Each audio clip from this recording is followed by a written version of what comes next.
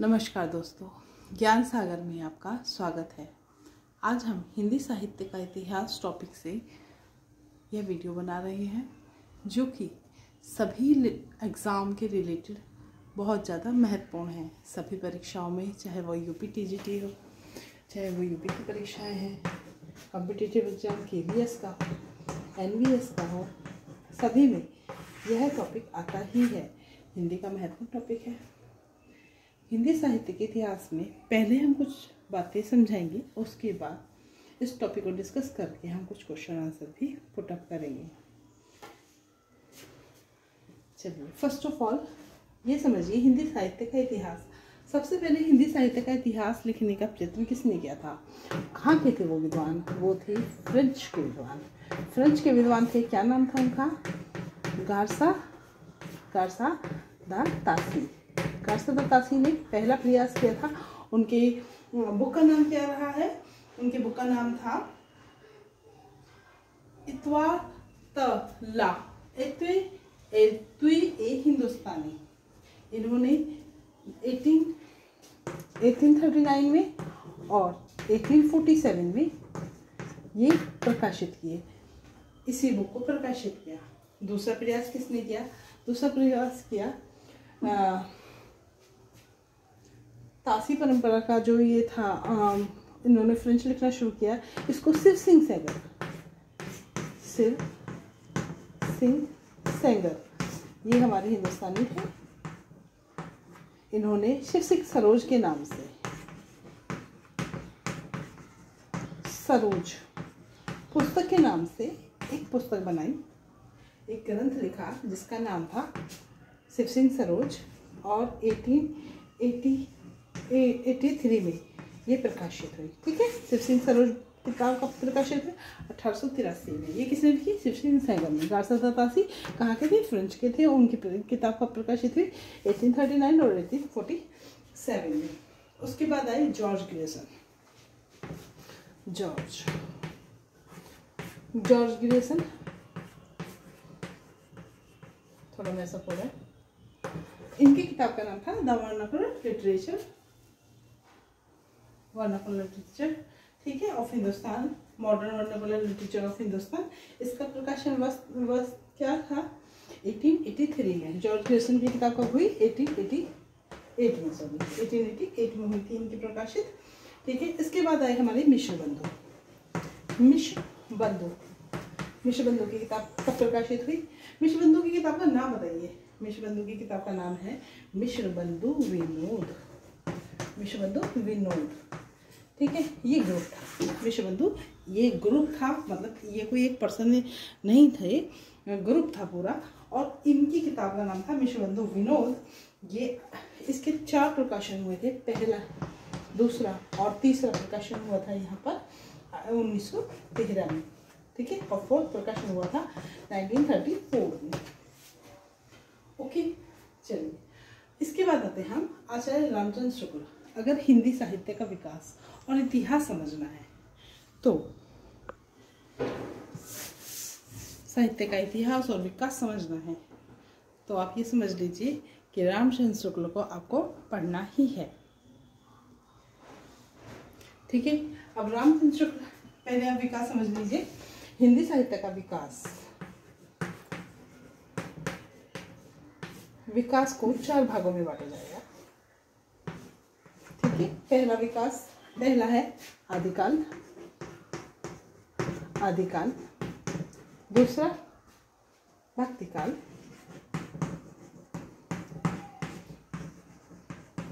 तीसरा रीतिकाल। ये हम सबको याद ही रहते हैं, अगर हम थोड़ी सी भी हिंदी पढ़ते हैं तो ये हमको याद ही रहेंगे। 4 काल हैं, आदिकाल, भक्तिकाल, रीतिकाल और आधुनिक काल। ठीक है,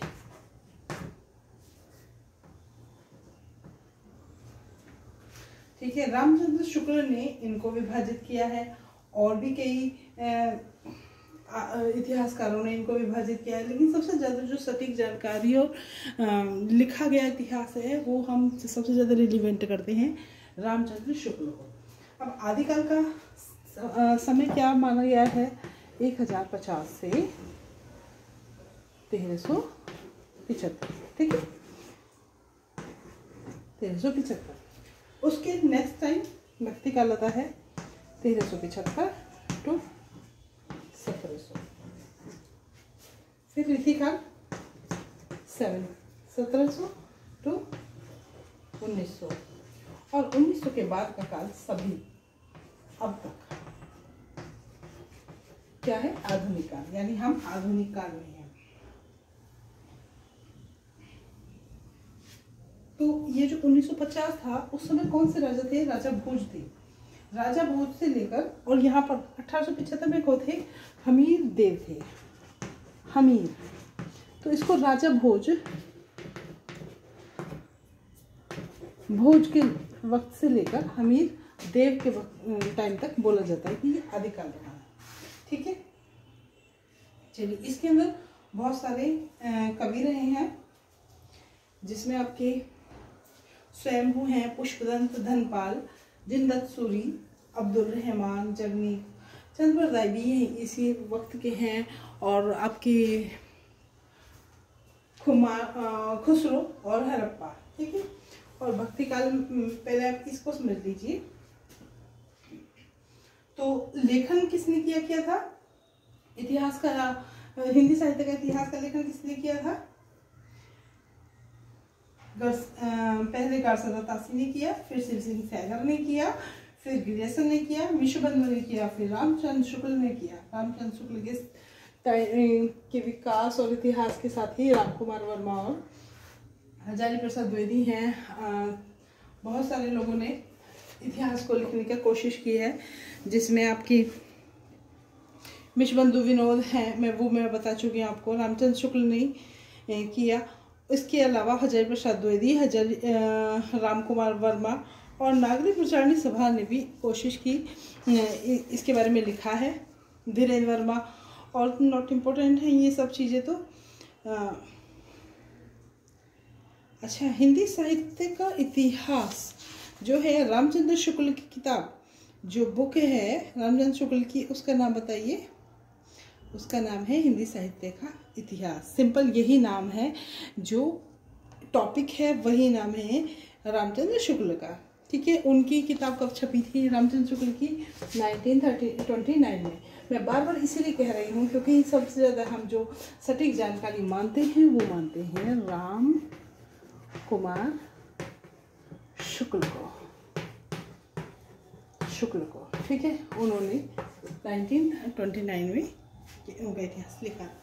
बच्चन सिंह की जो किताब है साहित्य के लिए, उसका नाम रहा है हिंदी साहित्य का दूसरा इतिहास। हिंदी साहित्य के अतीत के नाम से डॉक्टर विश्वनाथ प्रसाद मिश्र का लिखा हुआ ग्रंथ है। रमाशंकर शुक्ल रसाल ने 1931 में हिंदी साहित्य के इतिहास के नाम से ग्रंथ लिखा है। इसके अलावा श्याम सुंदर दास जी ने भी 1930 में हिंदी भाषा, श्याम सुंदर दास ने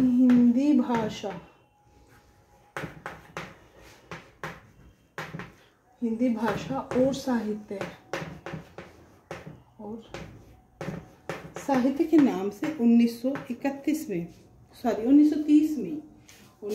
में लिखा था।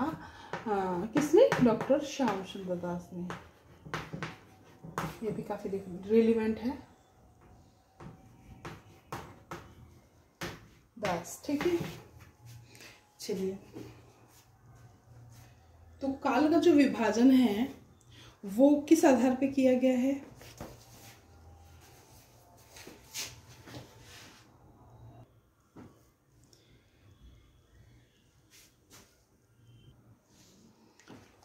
तो हिंदी साहित्य का इतिहास का जो काल विभाजन है और नामकरण है, काल विभाजन प्लस नामकरण,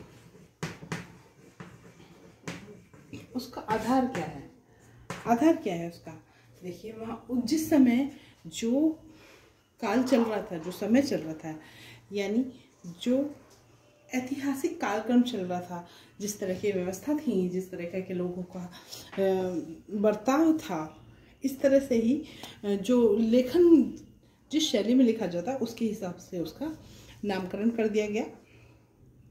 शासक और उनके शासन के हिसाब से लिखा गया। लोकनायक जो थे, लोक प्रमुख जो थे, उनका प्रभाव था। साहित्यिक नेता जो थे और सामाजिक राजनीतिक सांस्कृतिक आंदोलन होते रहे। समय समय पर ये आधार क्या बना, हमारे काल विभाजन का और नामकरण का आधार बना। ठीक है, जैसे जो आदिकाल है उसका नाम वीरगाथा काल भी कहा जाता है। आप जानते हैं आदिकाल को वीरगाथा काल भी कहा जाता है। वीरगाथा क्यों? क्योंकि उस समय जो लेखक थे वो अपने शासकों की वीरता की गाथाएं लिखते थे, गाथाएं कहा करते थे। अपने काव्य में, अपने गद्य साहित्य में उन्होंने वीरता की पुष्टि की है, वीरता के लिए उन्होंने साहित्य लिखा है। तो ये वीरगाथा काल कहा गया है। यहाँ पर जो शासक थे वो लड़ते थे, उनको अप्रिशिएट करने के लिए, उनकी तारीफ लिखने के लिए, उनको प्रोत्साहित करने के लिए जो उस समय के साहित्यकार थे या जो उस समय के कवि थे, वो उनको आगे बढ़ाने के लिए, उनके अंदर हौसला बढ़ाने के लिए लेखन करते थे और उनको कविताएं सुनाते थे। तो आदिकाल के समय को वीरगाथा काल कहा गया है। ये कालक्रम के अनुसार, इस तरह से काल विभाजन क्या है, नामकरण के अनुसार है। अगला आ जाइए भक्ति काल। तो भक्ति काल में क्या, भक्ति काल में आप जानते हैं कि इसके दो पार्ट हैं, सगुण भक्ति, निर्गुण भक्ति। सगुण, निर्गुण, ठीक है। सगुण भक्ति यानी राम शाखा, कृष्ण शाखा, निर्गुण भक्ति ज्ञानशाही और प्रेमाशय। तो भक्ति में इसका मतलब आप उस समय के जो कवि हैं वो भक्ति पे केंद्रित हो रहे थे। ठीक है, भक्ति पे केंद्रित हो रहे थे। और वो भक्ति पे केंद्रित क्यों हो रहे थे? क्योंकि उस समय की जो परिस्थितियाँ थीं वो हमें थोड़ा सा शांत रहना चाहते थे उस समय की। तो वीरगाथा काल जाते जाते विदेशी प्रभुत्व था, उससे भारतीय परेशान हो गए थे, हताश थे, निराश थे। तो प्रभु का स्मरण कर रहे थे। तो भक्ति में प्रभु का स्मरण, चाहे वो निर्गुण तरीके से, चाहे वो सगुण तरीके से, चाहे वो ज्ञान के लिए, चाहे प्रेम के लिए, भक्ति के लिए, यानी कि उनकी आस्था एक परम सत्ता की तरफ केंद्रित होने लगी थी। तो इस काल का नाम हुआ हमारे भक्ति काल। भक्ति काल के प्रमुख कवि कौन है? कबीर, नानक, मलुकदास, सूरदास, तुलसीदास, मीराबाई भी, नंददास, रसखान, ये सब क्या है? कुतुबन, मंझन, ये भक्ति काल के प्रमुख कवि हैं। राजनीतिक परिस्थितियाँ ऐसी थी, सामाजिक परिस्थितियाँ ऐसी थी, भक्ति काल बना। इसके बाद आते हैं हम रीतिकाल। रीतिकाल में कवियों ने अपने आप को थोड़ा इम्प्रूव, मतलब जो कवि नए कवि आए उन्होंने राजाओं की संगत ली, राजाओं के सामने, वो सुल्तानों के सामने रहे। ये मुगल काल के टाइम की बात है, उसके बाद की बात है। तो उस समय क्या था कि रीति का मतलब था काव्य शास्त्र के विभिन्न अंग, रस, ध्वनि, अलंकार, गुण, दोष का वर्णन। तो उन्होंने जो अपनी कविताओं में बहुत सारे रसों का, ध्वनियों का वर्णन किया, गुण दोष का वर्णन किया। और इसमें सबसे ज़्यादा जो कविताएं लिखी गई थी वो थी रीतिकाल में। कविता जो लिखी गई वो श्रृंगार काल की, श्रृंगार अलंकार की लिखी गई। ठीक है, श्रृंगार से परिपूर्ण कविता लिखी गई और यहाँ पर काव्य और लक्षण ग्रंथों की विवेचना की गई, वीरस की अभिव्यक्ति भी हुई है। ठीक है, तो इसमें जो केंद्र है वो नायिका है और उनके नक्शे वर्णन है, अंग प्रत्यंग का वर्णन है, आश्रयदाताओं के बारे में लिखा गया है। यहाँ पर कवि आश्रयदाताओं को प्रसन्न करने के लिए और श्रृंगार कविताओं से उनको प्रश्न करने की कोशिश करता रहा। तो उस देश काल के कारण, उस व्यवस्था के कारण इस काल का विभाजन और नामकरण जो है वो रीतिकाल पड़ गया। इसके बाद आता है आधुनिक काल। आधुनिक काल यानी अब इस समय का काल, अब तक का काल। कब से है ये काल? 1900 से लेके अब तक यही काल है आधुनिक। इसमें विभिन्न पार्ट्स हुए हैं, जैसे जब देशभक्ति का समय आया है, उसके बाद नए नए प्रयोगों का समय आया है, फिर प्राकृतिक चित्रण का समय आया है और नए प्रयोग, नई कविताएं, प्रयोग, उन कवियों ने बहुत प्रयोग भी किए हैं। तो इसमें विभिन्न पार्ट्स बने हुए हैं, ठीक है। उन्हें हम अलग से डिस्कस करेंगे, एक एक टॉपिक को डिस्कस कर सकते हैं। मेनली अभी पॉइंट टू पॉइंट में अगर समझा जाए तो हिंदी साहित्य का इतिहास किसने लिखा है, किसने लिखा है, इनका ध्यान रखेंगे। काल विभाजन का कारण और नामकरण क्या है वो समझेंगे। और इसको समझिए कि जो काल वर्णन है उनका आधार क्या है, यानी आदिकाल, भक्तिकाल, रीतिकाल, आधुनिक काल का आधार क्या है। इस बात को हमने समझ लिया, इतिहास का लेखन समझ लिया, विकास समझ लिया, जो पार्ट्स थे, विभाजन थे, काल का समय था वो समझ लिया, जो कि 1050 से लेके अब तक का था, ठीक है। विभिन्न इतिहासकार समझ लिए और नामकरण समझ लिया। अब कुछ प्रश्नोत्तर ले लेते हैं। प्रश्नोत्तर समझिए, कुछ थोड़े से प्रश्नोत्तर कराएंगे, फिर बाद में करा देंगे नेक्स्ट वीडियो में। चलिए, तो आप बताइए कि वीर गाथा काल की रचनाएं वीर रस के साथ और कौन से रस में थी? वीर रस के साथ श्रृंगार रस में भी थी, क्योंकि जो वीरता के लिए वीरता की कविताएं लिखी जा रही थी, साथ में श्रृंगारिक कविताएं भी कुछ लिखी जा रही थी।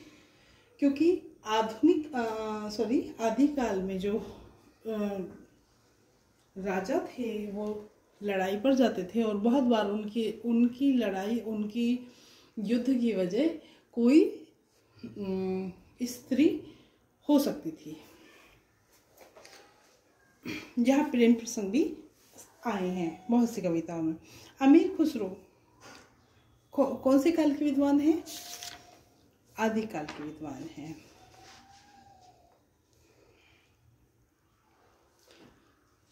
अमीर खुसरो ने किस भाषा में कविता लिखी है? खड़ी बोली में।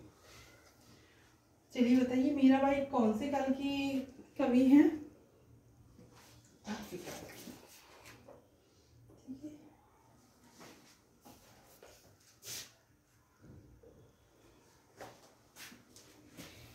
हिंदी साहित्य का इतिहास का लेखन परंपरा का सूत्रपात किसने किया था? मैंने आपको बताया था, गारसदा तासीन। कहाँ के विद्वान थे वो? फ्रेंच के विद्वान थे।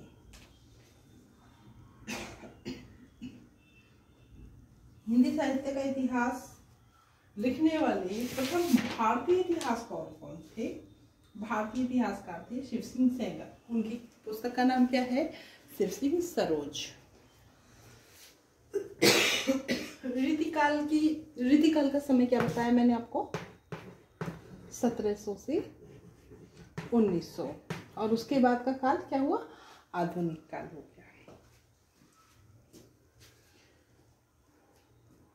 शिव सिंह सरोज का रचना काल क्या है?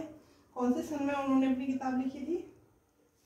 शिव सिंह सरोज 1883 में।